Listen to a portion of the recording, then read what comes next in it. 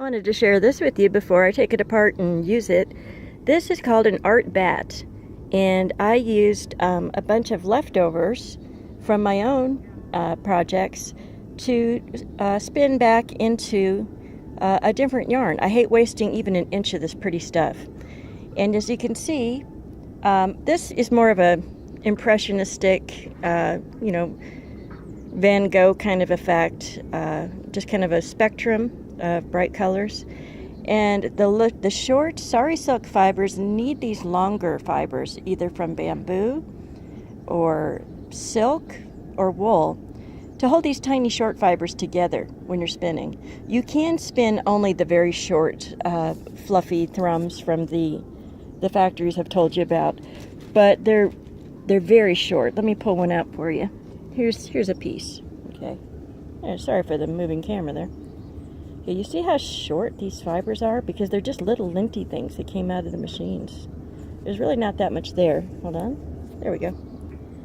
So to get those to stick together, I either have to put a lot of twist in it and really hold it together when I'm spinning, or blend it on the blending board with some longer fibers.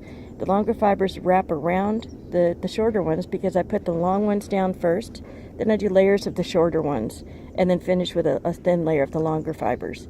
So then when I pull it out and stretch it, that cylinder into a yarn, the little short fibers are wrapped inside the long ones.